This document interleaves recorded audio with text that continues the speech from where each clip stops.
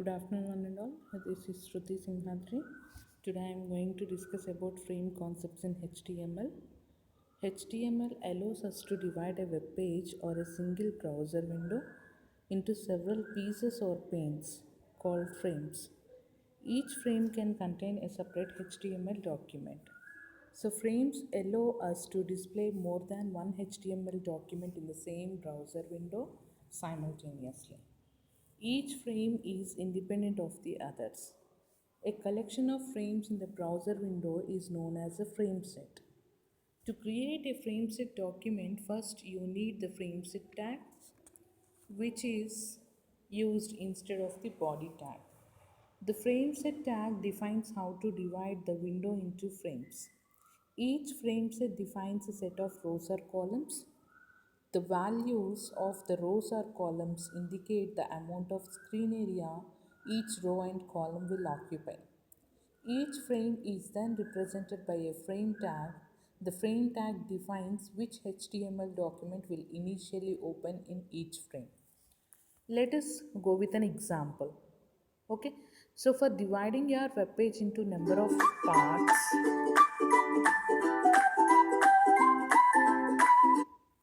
what we require here is a frame set tag. Okay, so there is no need of using body tag here because we are not displaying any web page content on the web page area now. Okay, so we want to divide our web page area into number of parts. That's why I'm using a tag called frame set tag here. Okay, so with the help of this tag, by using an attribute called rows or columns, we can able to divide our web page area into number of parts. Okay, so now in this example I'm going to demonstrate vertical frame set. Okay, so for that I need calls attribute here, that is equal to. Now here you can mention the area percentage, how much you want to represent those vertical frame sets. Okay, so here I'm going to divide my web page into two equal parts, which is of vertical. Okay, so that's why I'm giving here 50% that is related to frame 1 and another 50% is related to frame 2. Okay, so after that you can mention frame tag.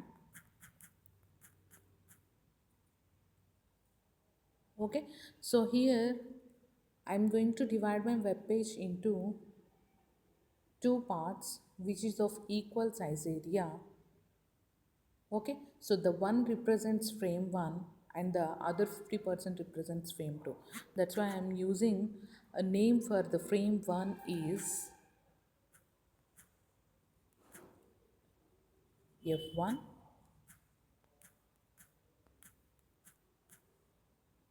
Okay, so I'm going to use another frame tag here for representing frame 2.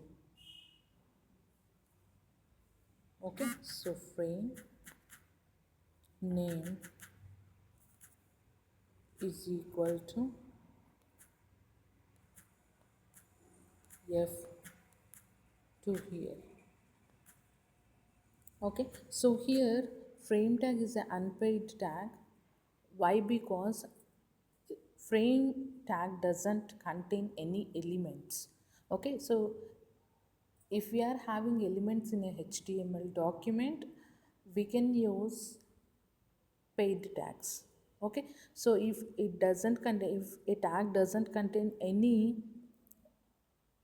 text in between the opening tag and closing tag, we can say that is a unpaid tag. Okay, so now frame is an unpaid tag. Now there is no closing tag for this frame. Okay, so after writing all the stuff, what we have to do, we can close frame set tag by using slash frame set. Okay, so now go with the outcome. Okay, so like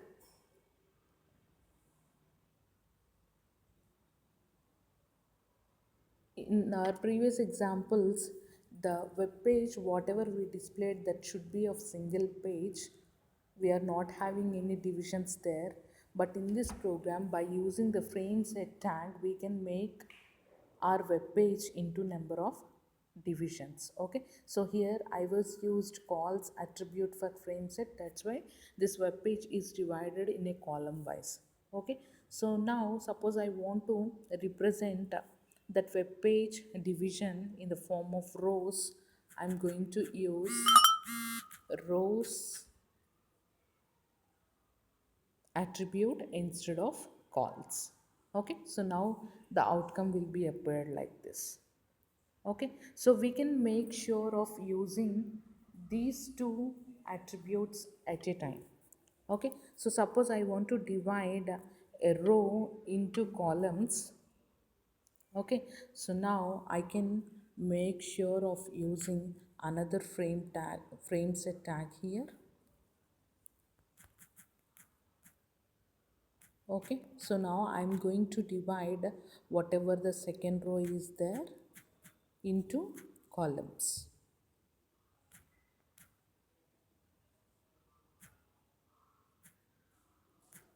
Okay, so again that second frame which is of 50% is now becomes 100% for dividing a second row into two columns now. Okay, so that's why we are going to mention the value there. Okay, so 20 comma, and remaining whatever the space is there, that is allotted to the next frame. Okay, so now here we can mention another frame tag here, because the second row is divided into two frames now. Okay, so I'm giving name for this frame as F3. Okay, so here this frame set tag is for closing the internal one, and you can make sure of closing external frame set also.